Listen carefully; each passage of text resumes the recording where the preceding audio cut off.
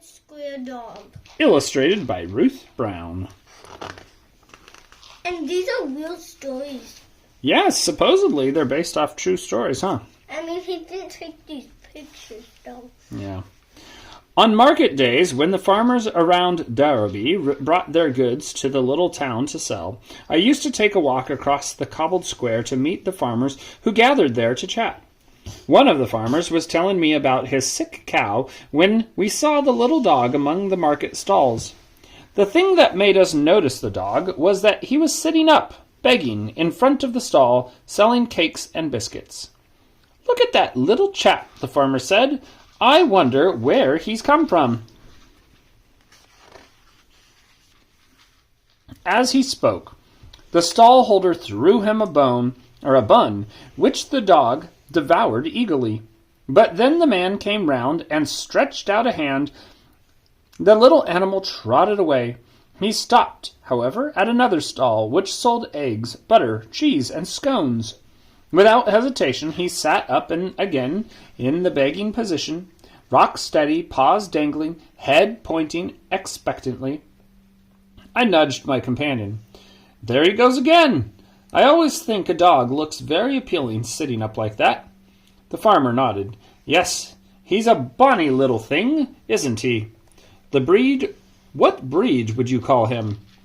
"A cross, I'd say. He's like a small sheepdog, but there's a touch of something else. Maybe terrier." It wasn't long before the dog was munching a biscuit, and this time I walked over to him, and as I drew near I spoke gently. "Here, boy," I said, squatting down in front of him. "Come on, let's have a look at you." He turned to face me, and for a moment 2 friendly brown eyes gazed at me from a wonderfully attractive face. The fringed tail waved in response to my words, but as I moved nearer, he turned and trotted away among the market day crowd until he was lost to sight. I was standing there trying to see where he had gone when a young policeman came up to me. "I've been watching that wee dog begging among the stalls all morning," he said, "but like you, I haven't been able to get near him." "Yes, it is strange. You can see he's friendly, but he's also afraid. I wonder who owns him." "I reckon he's a stray, Mr. Harriet. I'm interested in dogs myself, and I fancy I know just about all of them around here. But this one is a stranger to me." I nodded. "I'm sure you're right. Anything could have happened to him. He could have been ill-treated by somebody and run away, or he could have been dumped from a car." "Yes," the policeman replied, "there are some cruel people about. I don't know how anybody can leave a helpless animal to fend for itself like that. I've had a few tries at catching him, but it's no good." The memory stayed with me for the rest of the day. It is our duty to look after the animals who depend on us, and it worried me to think of the little creature wandering about in a strange place, sitting up and asking for help in the only way he knew. Market day is on Monday, and on Friday of the week, my wife Helen and I had a treat planned for ourselves. We were going to the races in Broughton. Helen was making up a picnic basket with homemade ham, egg pie, chicken sandwiches, and chocolate cake. I was wearing my best suit, and I couldn't help feeling very smart because country vets have to work mostly in the fields and cowsheds, and I hardly ever got dressed up. Helen, too, had put on her best dress, and a fancy hat that I hadn't seen before. As a vet's wife, she too had to work very hard, and we weren't able to go out together very often. We were just about to leave the house when the doorbell rang. It was the young policeman I had been talking to on the market day. "I've got that dog, Mr. Harriet," he said. "You know, the one that was begging in the market square?" "Oh, good," I replied. "So you managed to catch him at last?" The policeman paused. "No, not really. One of our men found him lying by the roadside about a mile out of town and brought him in. I'm afraid he's been knocked down. We've got him here in the car." I went out and looked into the car. The little dog was lying very still on the back seat, but when I stroked the dark coat of his tail, it stirred briefly. "He can't still manage a wag, anyway," I said. "Or he can still manage a wag, anyway," I said. The policeman nodded. "Yes, there's no doubt he's a good-natured wee thing." I tried to examine him as much as possible without touching, because I didn't want to hurt him. But I could see that he had cuts all over his body, and one hind leg lay in such a way that I knew it must be broken. When I gently lifted his head, I saw that one eyelid was badly torn, so that the eye was completely closed. But the other soft brown eye looked at me trustingly. "Can you do anything for him, Mr. Harriet?" asked the policeman. "Can you save him?" "I'll do my best," I replied. I carried the little animal into the surgery, and I laid him on the table. "There's an hour or two work here, Helen," I said to my wife. "I'm very sorry, but we won't be able to go to the races." "Never mind," she replied. "We must do what we can for this fellow." Rather sadly, she took off her fancy hat, and I took off my good jacket. Dressed in our white coats, we began to work. Helen was used to helping me, and she gave the anesthetic.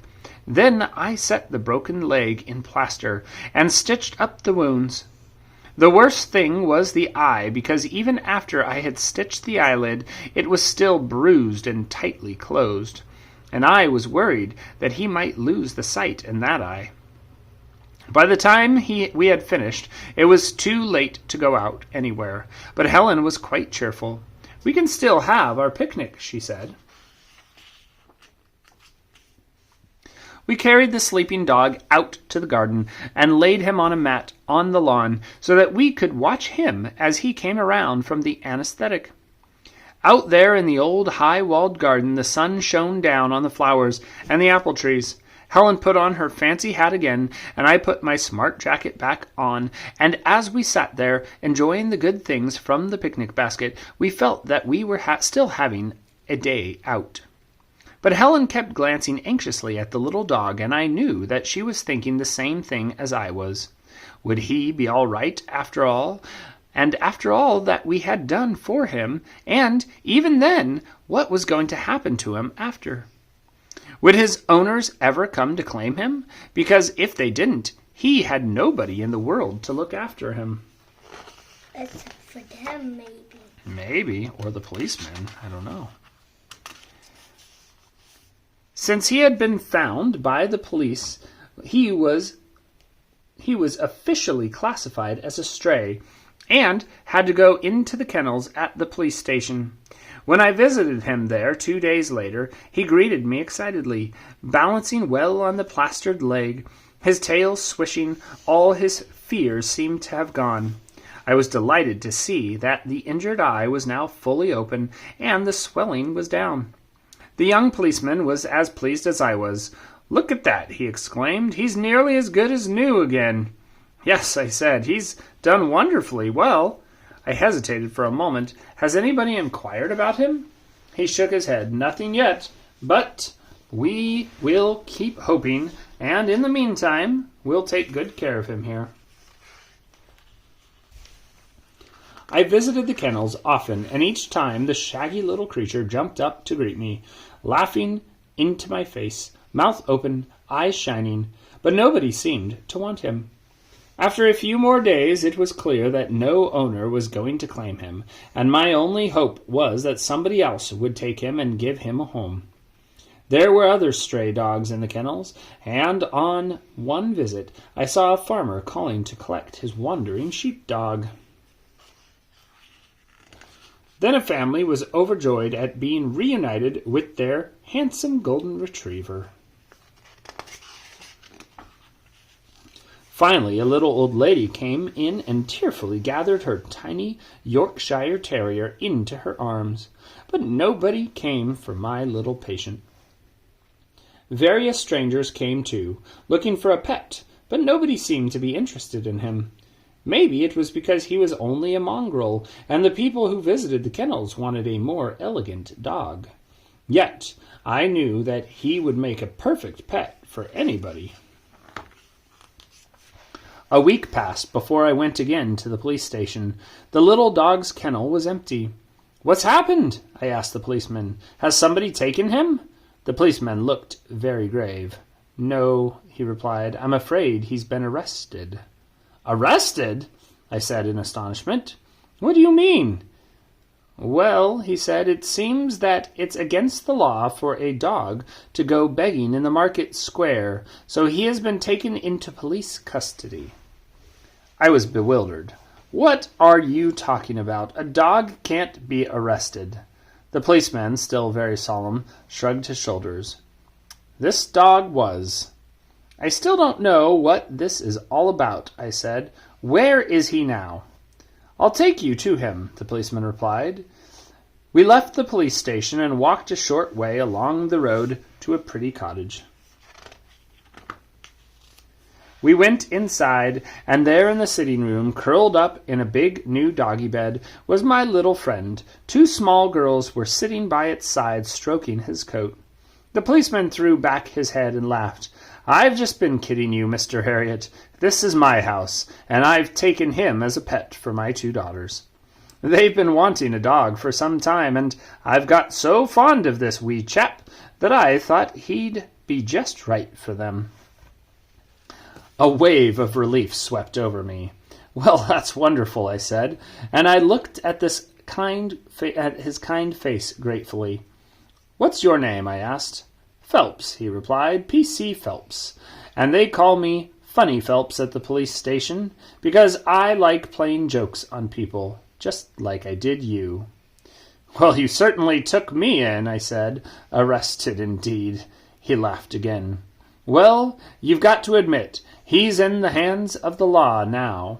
I laughed too. I didn't mind having the joke played on me, because Funny Phelps or not, he was obviously a nice Phelps, and would be a kind master for my doggy friend.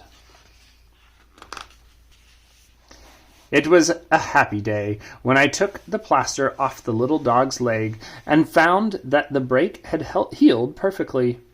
All the nasty cuts had healed too, and when I lifted him down from the table, the small girls held up a beautiful new red collar with a lead to match.